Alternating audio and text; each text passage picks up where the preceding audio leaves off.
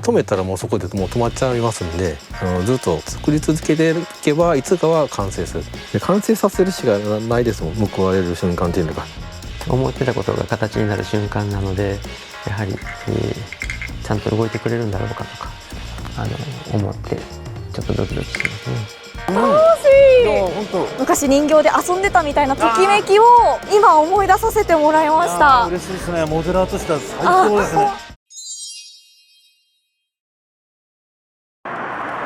愛知県長久手市であるイベントが行われました。並んでいたのは車のプラモデルや模型の数々。そこへ現れた一人の男性。リュックサックから取り出したのはスポーツカーのプラモデル。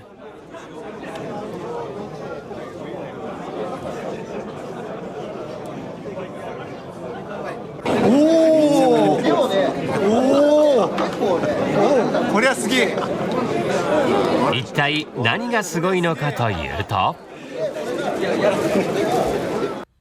なんと電動でルーフが開閉するんです。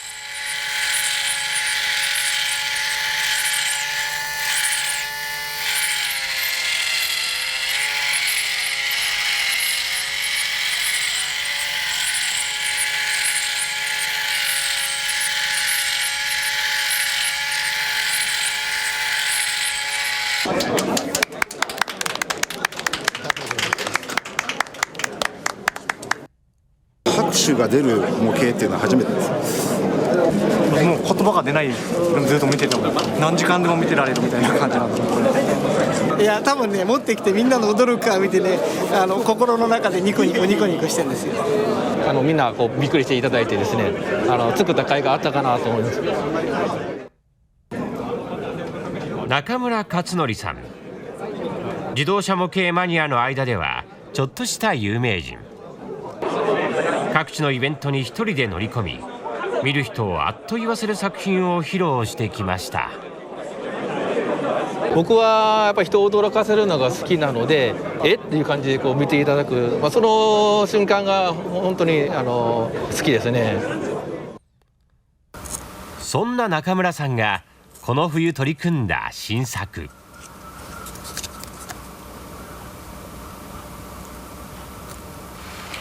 そこには想像を超えるような驚きの仕掛けがありました。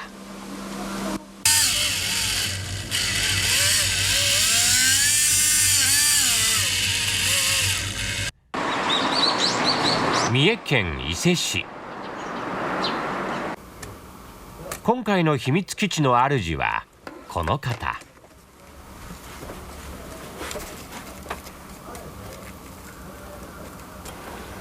中村勝則さん。メーカーに勤務するサラリーマンです。趣味は車の模型作りですが、中村さんにはこんなこだわりがあるんです。世の中にこう模型として存在していないものを作って手元にこう自分が持つことができるということは嬉しいですよね。プラモデルとして市販されていないものを誰よりも早く作りたい。そんな思いからこれまで何台もの自動車模型をフルスクラッチで作ってきた中村さん。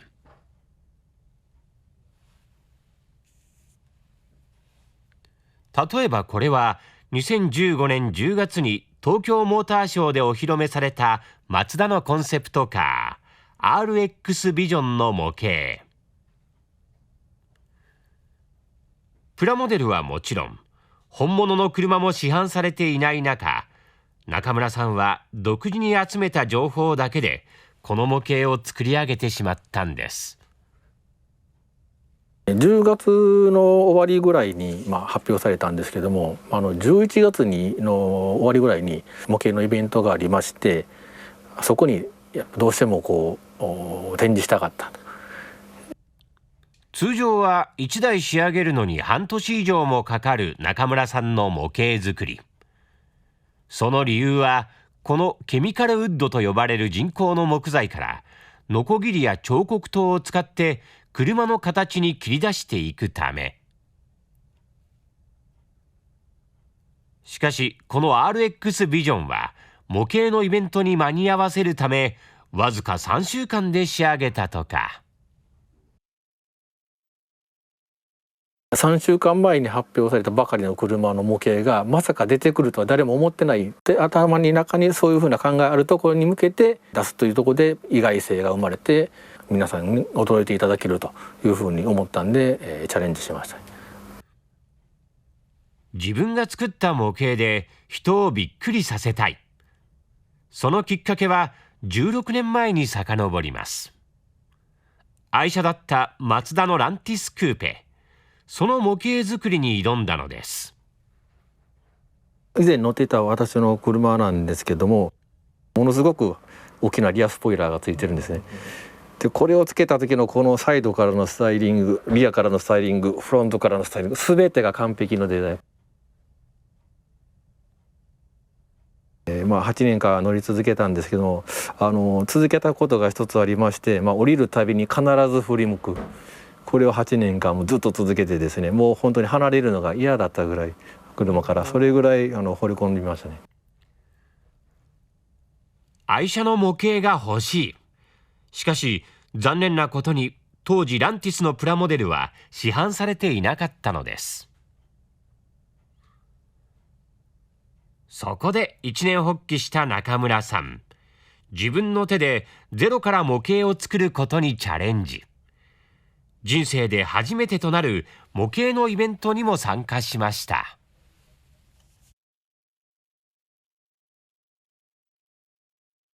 全部で7台作りました。いきなり7台ずらっと扇状に並べてですね、展示して注目していただきました。世の中にないものを作る喜びとともに、人を驚かせることが楽しくなっていった中村さん。それ以来、自動車の模型作りにはまっていったのです。大げさな言い方ですけど、ちょっと人生も少し変わったかなという気はしますね。自作の模型だけでなく、市販のプラモデルでも新しいチャレンジを続けてきました。その一つがこのマツダロードスター。そのまま作るとご覧のようなオープンカーに仕上がるのですが、中村さん、もともとなかったルーフを自分で作り、ハードトップモデルにしちゃったんです。しかも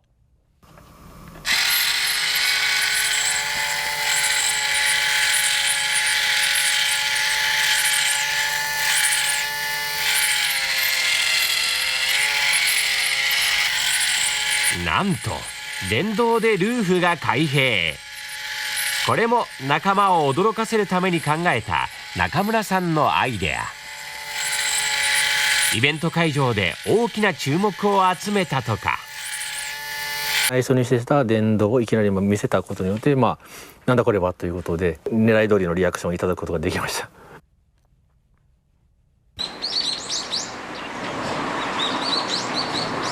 今回はですね、ハードトップを作ったので、その対となる作品としてソフトトップの模型を作ろうかなと思っています。今回挑むのはマツダロードスターのソフトトップモデル。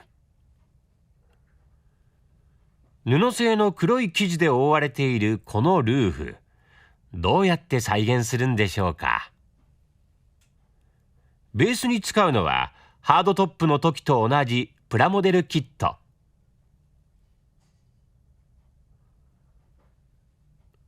ルーフがないオープンカーのプラモデルですが、この部分にホロを付け加えます。そして今回はもう一つの作戦が。フィギュアを使ってそのフィギュアに開け閉めさせると、フィギュアを電動で動かすと、そういう風なモデル作ったら結構面白いのができるんじゃないかなと思って、今回それに挑戦しようと思っています。難しそう。やってみないとわからないですけども、けどもぜひまた面白いモデルを作って皆さんを驚かせたいので、挑戦してみたいと思います。ロードスターのソフトトップはフレームがついた布製のホロを手動で開け閉めするようになっています。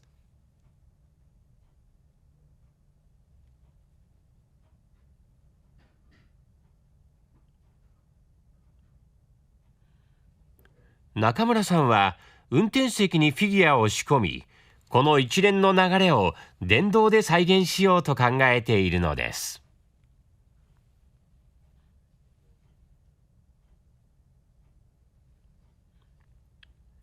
まずはホロを支えるフレーム作り。使うのは真鍮の細い線。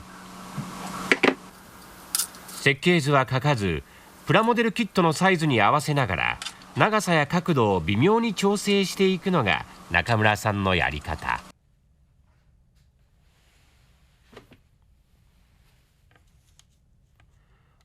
折りたたみながら収まって、引っ張るとまた出てくる。この動きに合わせてホロを開け閉めさせます。次はいよいよホロを作っていこうと思います。ホロは、このフレームに対して貼り付けていくんですけども、柔らかい材質じゃないとできないので、いろいろ考えたんですけども、傘を使おうかなと思ってます。ホロの素材に選んだのは黒い傘。見た目の質感が似ているのはもちろん、ある程度の強度と伸縮性があるので加工にも適しているとか。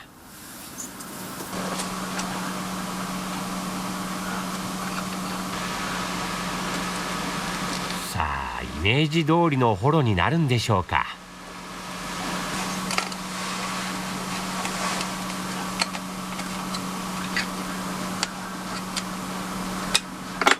めちゃめちゃぽくなってきました。ステンレス取り付けただけ。これでちょっと締まるかどうか試してみます。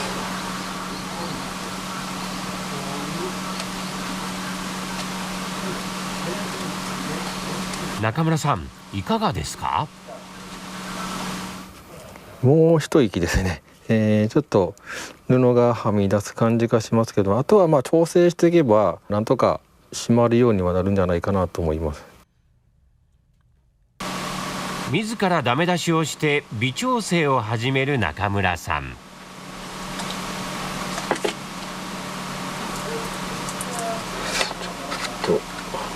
見る目が厳しい模型仲間たち。中途半端な仕上がりでは彼らを驚かせることはできないのです。だんだんやっぱり正解に近づいていく感じで、振れ幅が大きいのがだんだん正解に近づいていっていいものにできてくるって感じですね。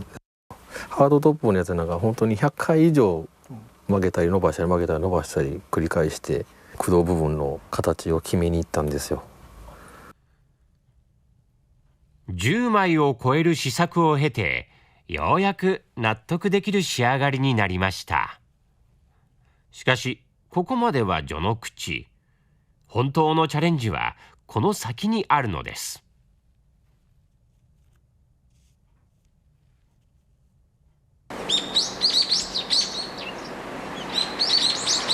数日後、ホロを動かす人形の製作を始めた中村さん。使うのはプラモデルのドライバーフィギュア。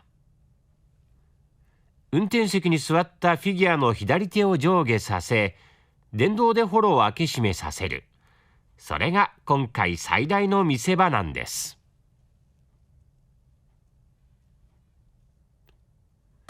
作り始めたのはフィギュアの手を動かすギアボックス。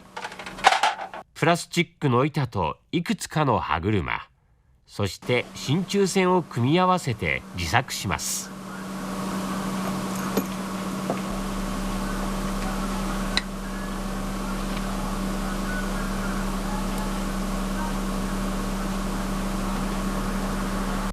なるほど、シートの大きさにぴったり。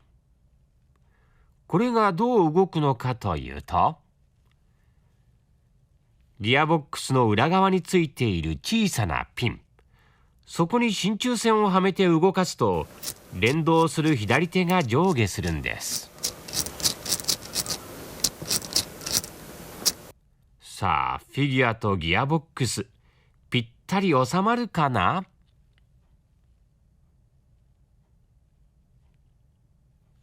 バッチリ。いい感じに収まってます。当たりをつけたところで、一旦フィギュアを外し、次はいよいよギアボックスと連動させたホロの開閉をテストします。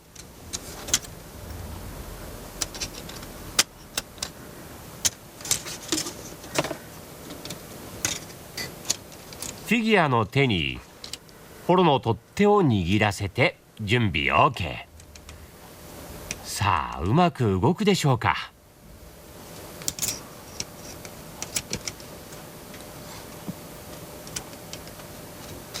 お、きれいに閉まった。なのに中村さん、なぜか渋い顔。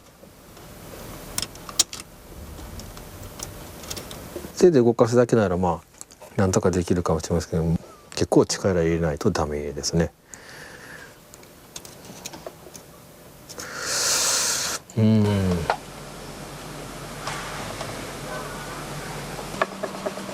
手動ではできても、電動でホロを動かすには今の仕組みでは力がうまく伝わらない。残念ですが作り直しです。手止めたらもうそこでもう止まっちゃいますんで、ずっと作り続けていけばいつかは完成する。で、完成させるしかないですもん、報われる瞬間っていうのが。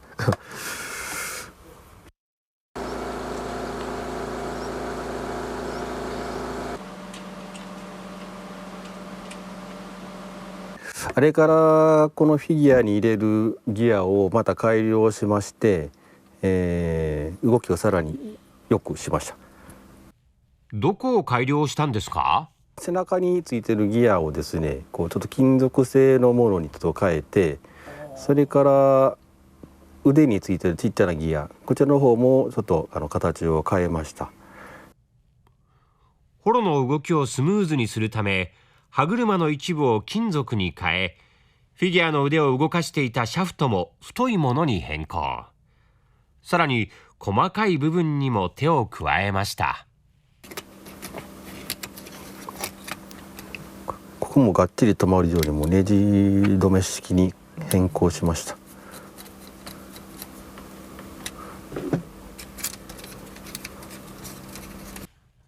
モーターを取り付け、電動でホロの開閉をチェックします。このスイッチを押すとモーターが動き、フィギュアの左手が上下する仕組みです。このモーターに出てるこのピンをこのロッドの先端の丸くなってるところに差し込んで、これで動力を伝達するようになります。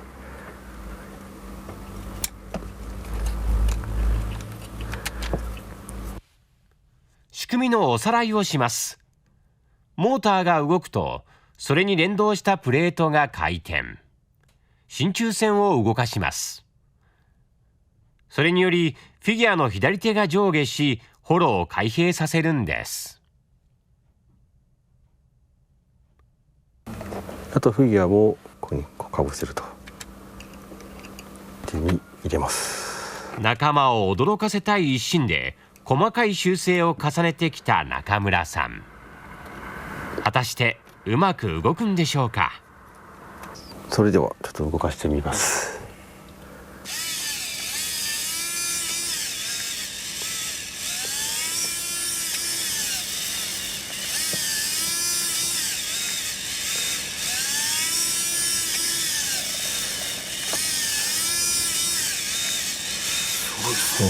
なんとかようやくここまでたどり着いたって感じですね。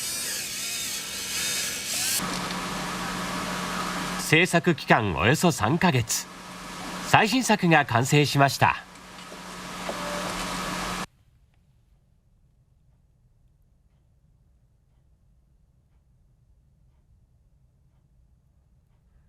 マツダロードスターソフトトップモデル。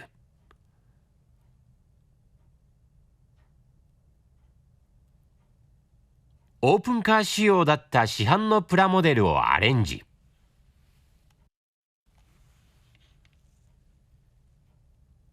フィギュアがホロを開閉する驚きのプラモデルに変身させました。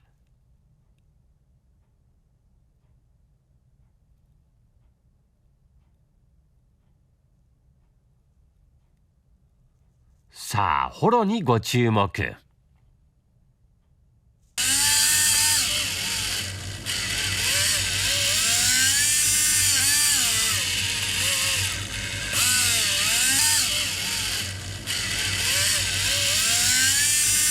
いやー、見事な出来栄え。ドライバーがちゃんと開け閉めしてますよ。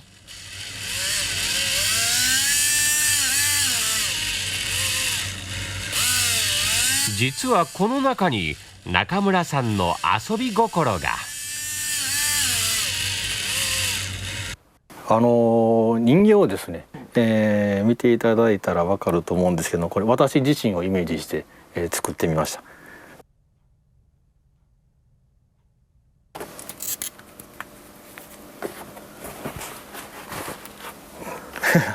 こんな感じでちょっと遊んでみました。まあこのロードスターに赤の他人に座らせるわけにはいかないので、私をこう作ってもうやりたいなとずっと思ってました。いやー、帽子もサングラスも服のデザインまでそっくり。中村さん、恐れ入りました。みんなが多分どうせこういうことやっていくんだろうっていう考えるその一歩先に行って、こうやっぱね、そういうネタを仕込むのがいいですね。当然このプラモデルもイベントに持っていくんですよね。もちろんで、この姿で私もうろちょろしようかなと思ってますけどね。やっぱり何やってるんですかっていうようなバカにしたような顔をしてくれると嬉しいですよね。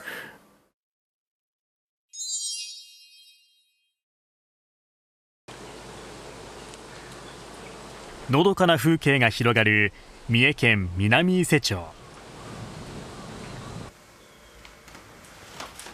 こちらの一軒家に今回の秘密基地の主がいます。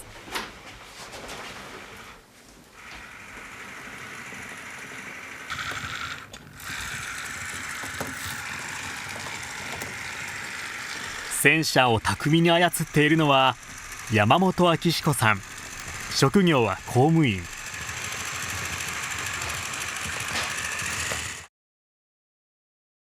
戦車プラモデルを本格的に作り始めて30年近く。部屋にはこれまで作った戦車や装甲車などのプラモデルがずらり。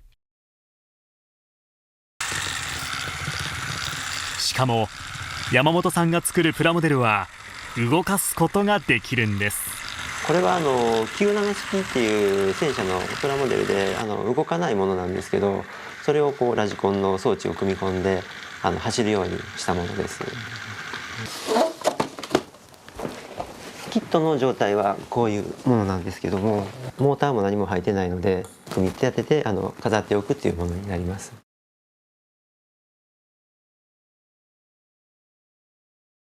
これは日本軍で使われた戦車のプラモデル。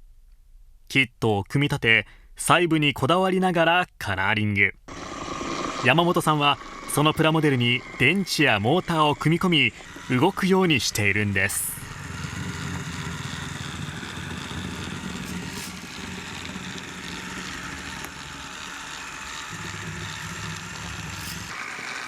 前進と、後進ですね。と、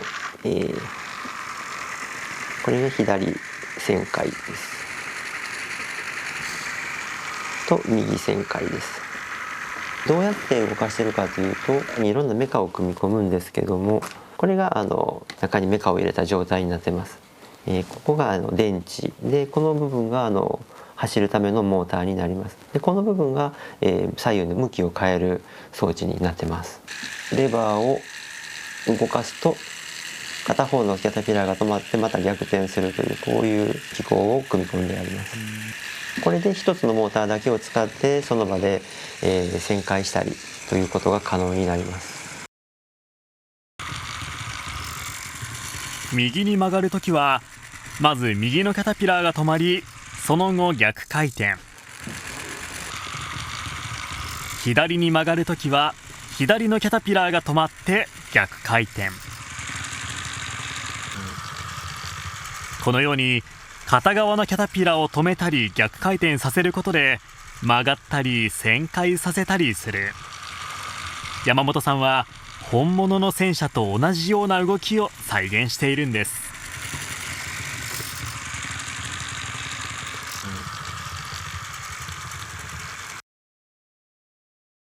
中でも力作はスチュワートの愛称で知られる M3 系戦車。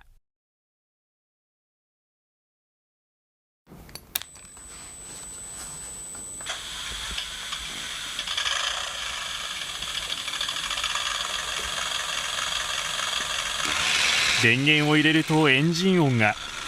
しかもこの戦車、走るだけではありません。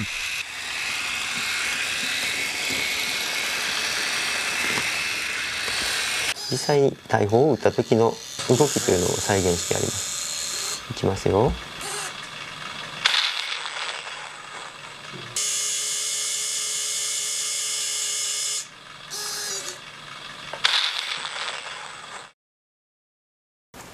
山本さんお見事。一体どうやって動かしているのか、隣の秘密基地で見せてもらいましょ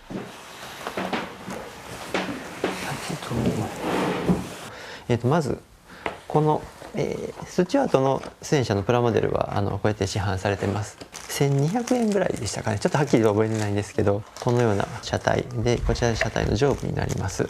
これはディスプレイモデルといいまして、モーターも何も入っていないこういったものでして、これを、上下合わせまして、であとは足回りですとか砲塔などをつけて、形にしていくものになります。ベースとなるのはプラモデルのキット。もちろん飾って楽しむものなので、モーターや電子部品は一切入っていません。これを動かすために付け加えるのがこういうラジコン戦車のキットが出てますので、これの中身を利用してます。ラジコン戦車のキット。そこに入っているモーターや送信機と組み合わせることで、市販されていない自分だけの動く戦車プラモデルを作り上げていくんです。ちょっと開けてみますね。中身はこのようになってまして、本体の中は空っぽのプラモデルキット。そこに電池やモーター、電子基板がぎっしりと詰め込まれています。この中には山本さんが自作したパーツもあるんです。砲身を上下させたりするギアがここに入ってます。こういったものは自作になります。動きとしてはこういうものです。下がるのを早く、戻るのをゆっくりっていう、ちょっとこう、実写の大砲の動きに合わせて作ってあります。動きのリアルさっていうのを、結構追求してますので、素早く引っ込み、ゆっくり戻る。リアルな砲身の動きを実現させるパーツを自分で作った山本さん。そのこだわりはサスペンションにも。多少の段差をものともせずスムーズに越えていく動き、実にリアルですよね。段差に合わせてキャタピラーが形を変え、サスペンションが上下しているのがわかります。ここに、プラモデルをそのまま組み立てたものがあるんですけども、このキットの場合全然回転もしないので、もう本当に固まったままのものになります。押しても全然動かないですね。ただ組み立てて飾っておくだけならこれでいいわけなんですけども、実際走らせるようになった時にこれが動かないと走りでもやっぱりリアリティがないので。戦車には欠かせないキャタピラー。バネを利用した本物さながらのサスペンションの動きはどのように再現しているんでしょう。まずプラモデルキットのパーツを細部にわたって採寸、実物大で設計図を作成します。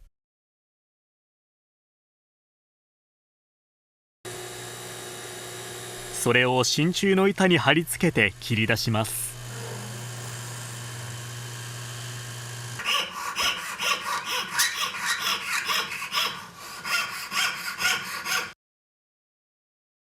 出来上がったパーツをプラモデルキットの車輪と合わせながら組み上げていきます。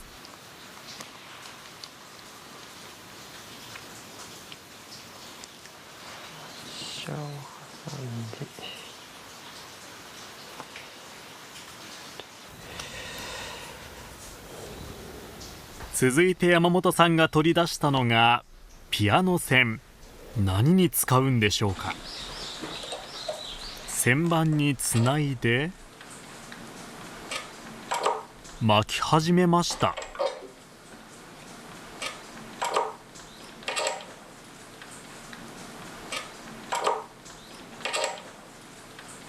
スプリングをピアノ線巻いて作ります。どうしても市販のもので欲しい硬さとかサイズがない場合は自分で巻いて作ります。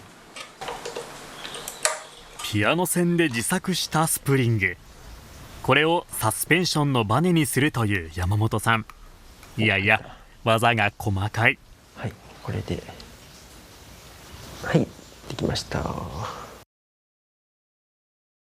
こうしてサスペンションが完成。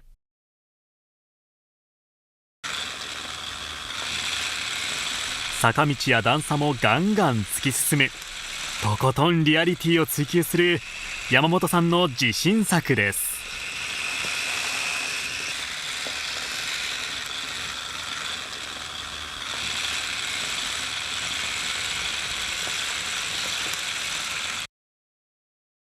少年の頃からラジコンが大好きだった山本さん。ラジコン飛行機やボートなどでよく遊んでいたそうです。プラモデルを動かすようになったのは20代の初め。最初に手掛けたのはこの車でした。これはスズキのジムニーという車のプラモデルでして、一番最初に買った車っていうこともありますしね。愛車のプラモデルを動かしてみたい、そんな思いから独学で動くプラモデル作りを研究した山本さん。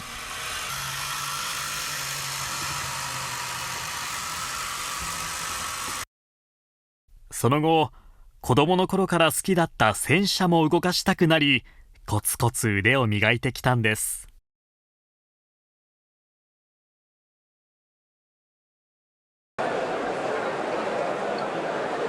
5月末、静岡市のツインメッセ静岡で開催された第56回静岡ホビーショー。全国のモデラーたちが自慢の作品を持ち寄る日本屈指のプラモデルイベントで、毎年およそ7万人の人でにぎわいます。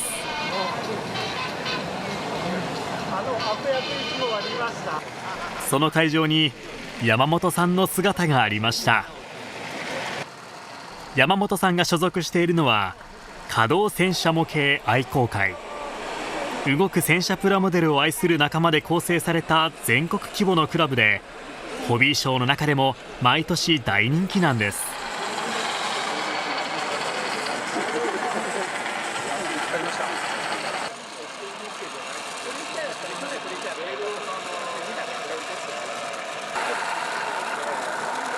お、山本さんの戦車だ。あれ、山本さん送信機持ってませんね。誰が操縦しているんでしょうか。なんだ、後ろで操縦していたんですね。でもどうして？誰が動かしてるかわからないようにしてやった方が不思議感が出ていいので、あえて送信機は隠してます。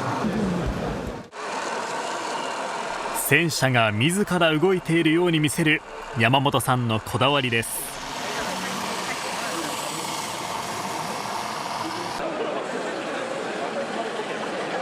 子供も大人も動く戦車プラモデルに釘付け。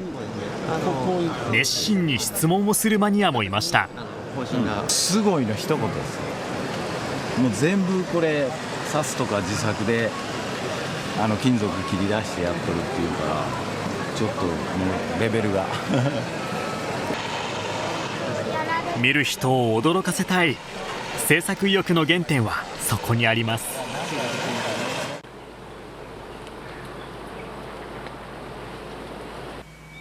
ホビーショーの後、新たな作業に取り掛かった山本さん。これドイツの、18トン重ハーフトラック、ファモというんですけども、ラジコンかわしてあっても走るんですけど、一工夫してこの運転席のところへ、人を乗せて、で実際にこう運転しているような風に見せてられたらなと思って。なるほど、やっぱりその方がよりリアリティが増しますよね。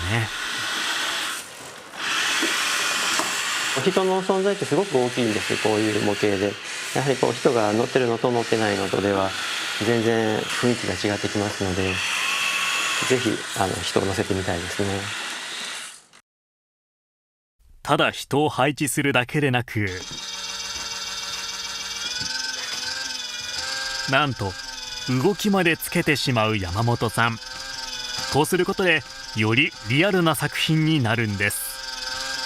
こちらは以前手がけた戦車のエンジンをかける兵士。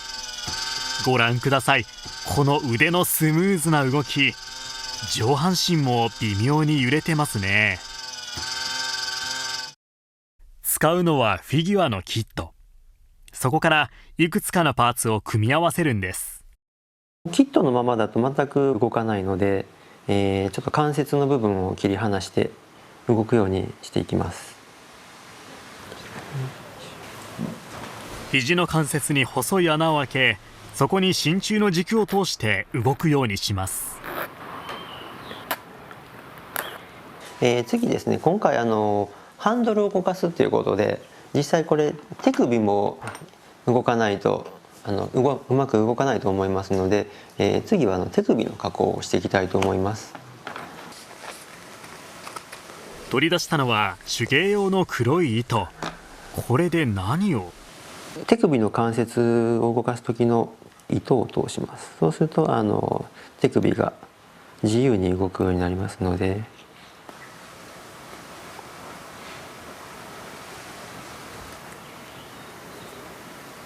まずは手首に糸を通します。さらに手首と腕を糸でつなぎます。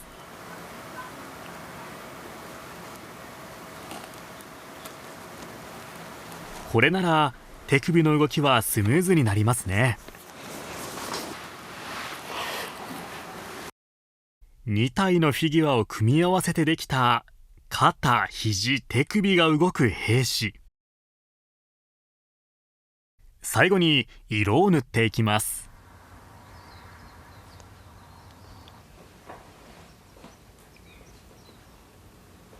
これで動く兵士が完成。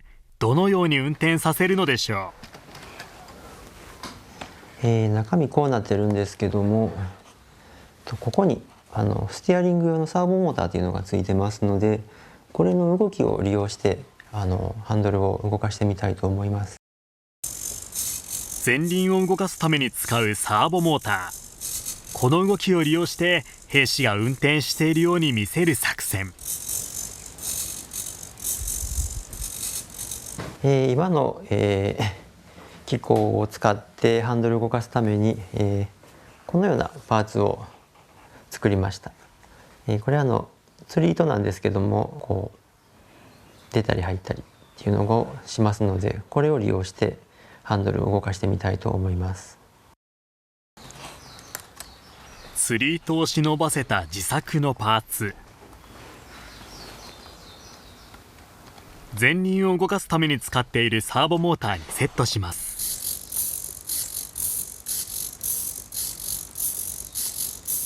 サーボモーターの動きに合わせて釣り糸の先端が前に飛び出すような形になるんです。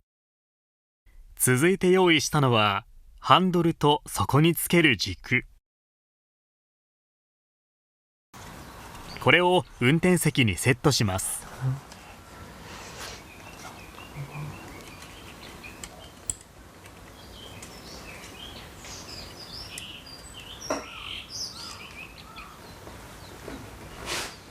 軸が回転するとハンドルが回るようになりました。先ほどサーボモーターにつないだツリーとその先端をハンドルの軸に接続。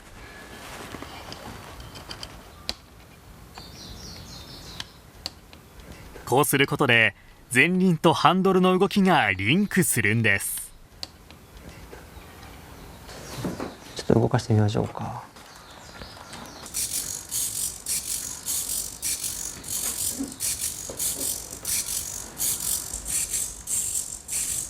前輪の動きに合わせてハンドルが回るようになりました。では先ほど色を塗った人形を乗せていきます。思ってたことが形になる瞬間なので、やはり、ちゃんと動いてくれるんだろうかとか思ってちょっとドキドキしますね。いいよ、ちょっときついですね。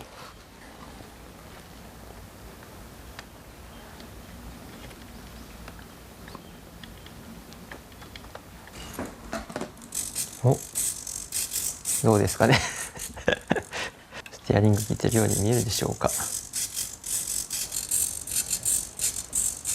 まあまあいいと思いますまあこれだけのことをするためにあんな苦労してたんですけどね。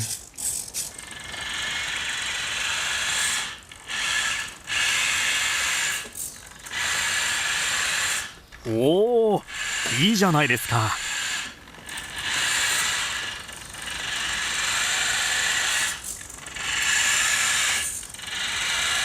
なんとなくハンドル切ってるなっていうのが分かっていいと思います。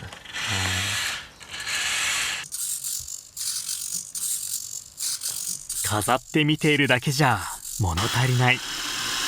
動くからこそ心が躍る。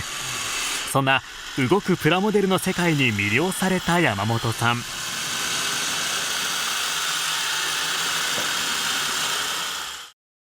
次は何を動かすのか楽しみにしてます。山本さん、これは、はい、一番最新の作品。そうです、はい、これどういったものなんですか。これはSDKFZ254 といいまして、で双輪双機式、偵察車っていうものになりますね。キャタピラーで走るのと、長距離移動とかそういった速く移動するときはこの車輪を使って走るっていう車両になります。これはもともとはプラモデルなんですか。そうですね、プラモデルですね。プラモデルでこういったものがあって、はい、でまたこれをメカを入れて動くように。メカは自分で入れて。そうですね、こういう市販の、戦車のものがありますので、それを移植して動くようにしてあります。これ動かないやつを動かそうと思ったら全部一から作るのと一緒ですか。そうですね、結構大変ですね。実際ちょっと動かしてみてもらっていいですか。はい。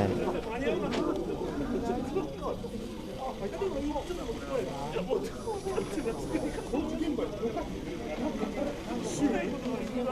ういう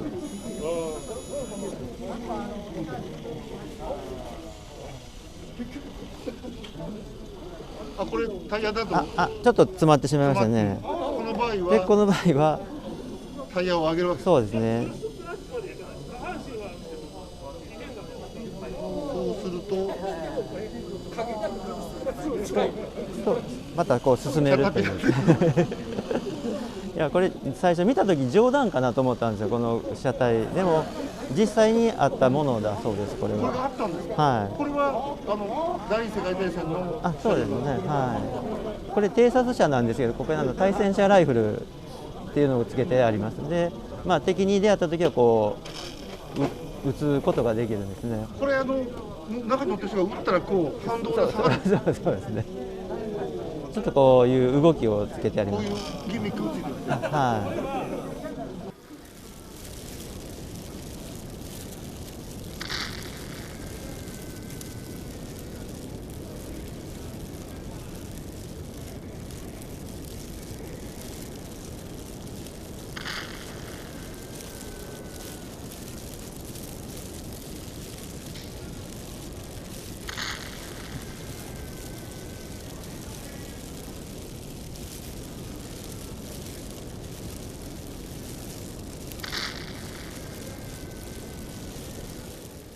中の機構っていうのは、はい、本物に近いもの。そうですね。この車輪を上げ下げする仕組みっていうのは同じです。全くその本物の機構をそのままそうですね。はい。ただ実写はどうも手動でやってたみたいなんですけど、はい、これはラジコン操作でできるようにしてあります。どれぐらいこれかけたんですか？これずっとやってたわけでもないんですけど、やり始めてから設計が出来上がったのが5年かかりましたね。で実際制作で2年ぐらいかかってます。トータルで、7年ですね。もう一生のうちにそういくつも作れないですね、これは。そこまでやって作ろうと思ったらなんか。やっぱりこの実物の写真見た時の衝撃ですね。もう冗談としか思えなかったんですけど、でも実際こういうのがあったと思うとやっぱりこう動かしたくなるんですね。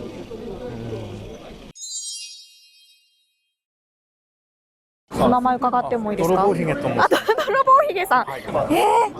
何ですか？これは。こちら機動戦士ガンダムに出てくるガンタンクというモビルスーツ。もともとは普通にプラモデルなんですよ。見て分かる通りキャタピラがついてる戦車みたいな形をしてるじゃないですか。そうするとこれ動かしてみたくなりますよね。なるほど。その遊び心がくすぐられたわけですね。で動かしたいなと思ってこれもう十何年前に出てるキットなんですよ。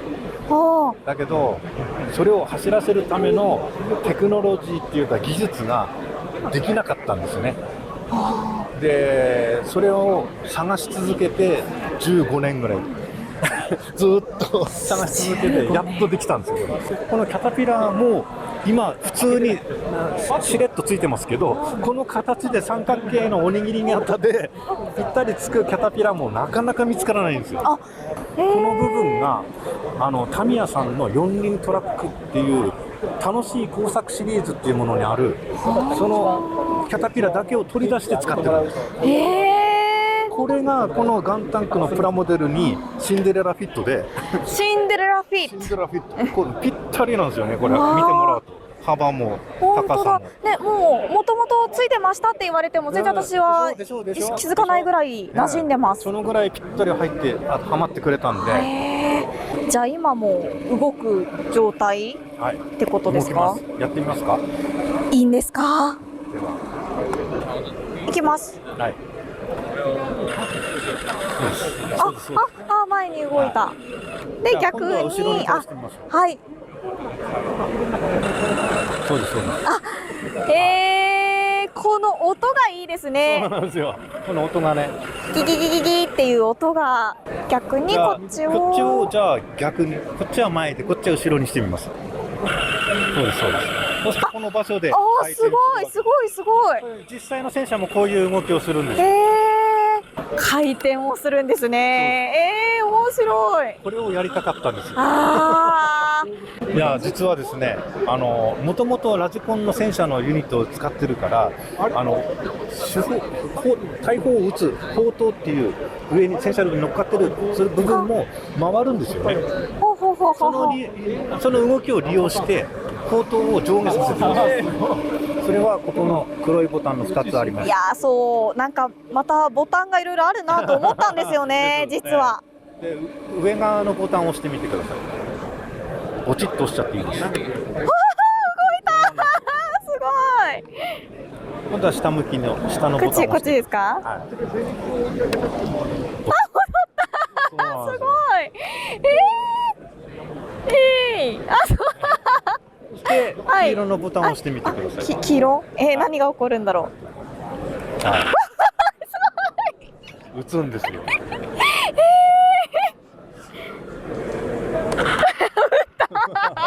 ごいですね。楽しいでしょ？楽しい。でこれ撃った瞬間に反動でちょっと後ろにグッとそう思います。ちょっともう一回やっていいですか？本当だ。ね。ちょっと動くんです。そう楽しい。本当楽しいです。楽しさが伝わってきた。なんか子供心を取り戻したというか。なんかね、昔人形で遊んでたみたいなときめきを今思い出させてもらいました。嬉しいですね。モデラーとしては最高ですね。本当最高の言葉いただきました。でも本当にもう、もう帰ろうかな。いやいや待って待って。こういった展示会で実物見てもらうじゃないですか。その時にここもバラせるように作ってあって。すぐに簡単にバラせるように作ってあって、でここのパーツこれ使ってるんですよってこうみんなに説明するんですよ。そうするとみんな写真パカパカパカパカ撮って、でこれを同じものをやってみますって言って帰っていくんですよね。ここも外れるように作ってあるし、本当だ。外れた。すぐに説明できるようにしてあるんですよ。なるほど。言いたくて言いたくてしょうがない。じゃあ実際にやってみましたっていうお声も結構聞くってことですか？展示会で作品を披露するこの日だとね、普段ね部屋の電気を消してこう作品完成するとね部屋の電気消してね本当にビールなんか開けとったりとかカキピー食いながらいいねいいねかっこいいよ最高だよって言いながらこう一杯やるのが至福の時なんです。じゃあもう最高の酒のつまみ。最高です。幸せな気持ちになりました。ありがとうございます。僕も幸せです。